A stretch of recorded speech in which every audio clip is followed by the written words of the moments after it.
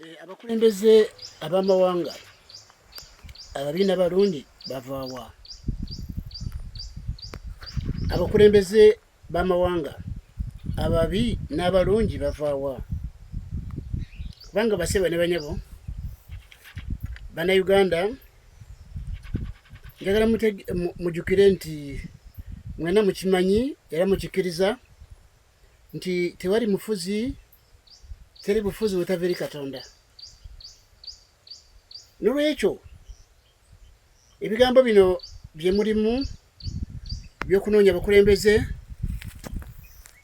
bwe mutalungamizibwa Katonda ne mulungamizibwa bannabyabufuzi, mujja kugenda mu maaso n'okukifuuwa nga mukiza munda. Kubanga ekisooka mukkiriza nti teri wali bufuzi butava eri Katonda. Naye mu ngeri ki? Kuba mbategeeza nti enkola ya Katonda ey'okuleeta abafuzi mu mawanga ate ya njawulo ku y'abantu gye bakozesa okunoonya abafuzi ate. Enkola ya Katonda ndala n'ey'abantu ndala.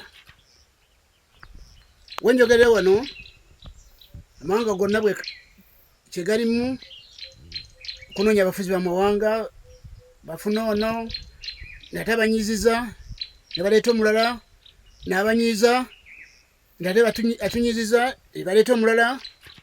Ne babeera mu kukyusakyusa abafuzi kubanga buli kiseera babeera si bamativu. Abantu abali mu mawanga babeera si bamativu ku mufuzi ajja n'abafuga ate nga be baamuleeta. So nga ate bw'odda mu nkola ya Katonda n'ogoberera ebyawandiikibwa, ojja kukisanga nti bakabaka abaali bafuga amawanga abali mu Bayibuli, abantu abo baafuganga amawanga nga bato okutuusa ne bakula nga bafuzi okutuusa bwe bafa. Eyo nkola Katonda yagirimu era ng'amanyi omufuzi aze atya, afuga atya. Naye kati ebintu by'abantu baseba ne banyabo bye mulimu kati nga muliwo n'obutandikira ku ggwanga lino Uganda si yokka, n'olaba gye mwatandikira nga munoonya abafuzi. Ono atuuka nti ate ono mubi, oyo ne bagoba okuva ku bwetwaze bwe mutunuulira bintu nga bwe byatambula n'okutuuka leero.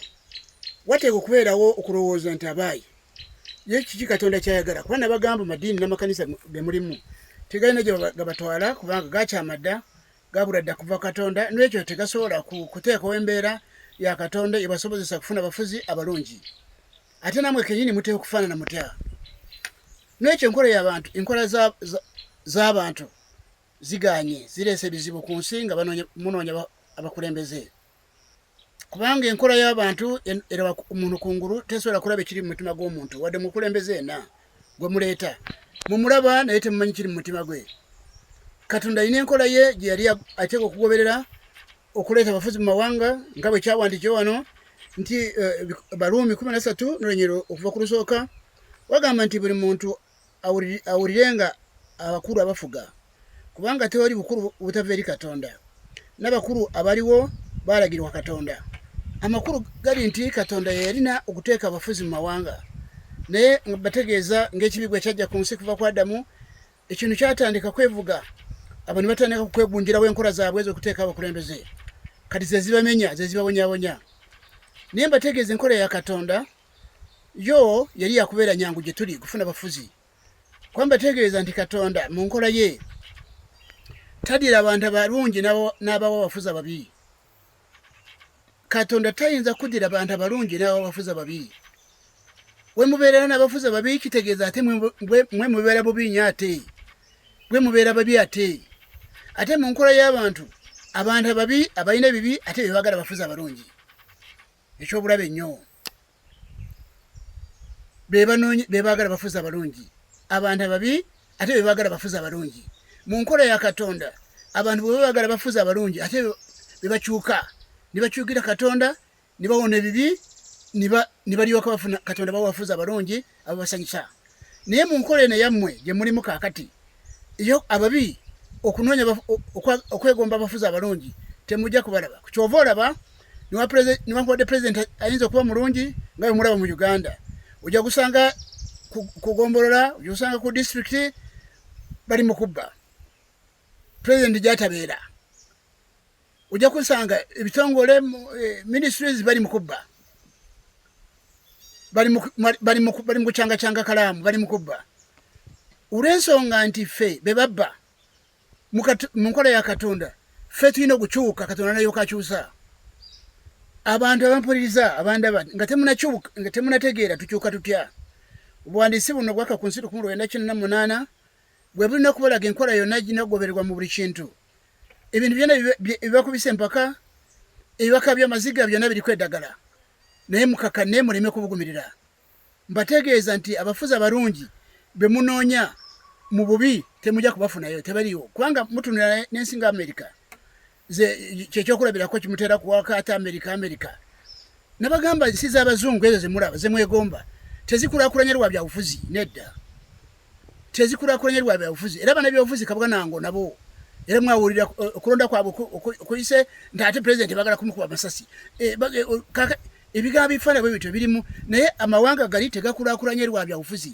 gakulaakulanya lwa bavumbuzi n'abayiiya n'abatandisi b'emirimu abaleete sente nyingi mu mawanga n'abantu ba bulijjo ne bafuna sente eyo enkola mujja kuba mugitegeera kuva mu buwandiisi buno naye mbategeeza nti nkola gye mugoberera kunoonya abafuzi abafuga amawanga gammwe nga Uganda abafuzi abalungi temujja kubalaba okuva ku kyalo okutuuka ku president temujja kubalaba okutuusa nga mutegedde enkola ya Katonda lyeta Katonda tayinza kuddira abantu babi n'abawafuzi abalungi tasobola Katonda tayinza kuddira abantu abalungi n'abawafuzi ababi kyo si kya Katonda mwate mumalaga gira kyova mulaba mumuteekawo emyaka 2 nga mwemulugunya nabala temabala na mwaka nga mutane okwemulugunya mubi yafuuse mubi tuleete omulala yenkola gye mugoberera mpaka era kati wenyegono president Museveni yafuga Uganda kati naye mbategeeza nti bwavaawo kati nimuteekawo mulala era tajja kumala mwaka mulamba temunaba kugamba ti twagala mulala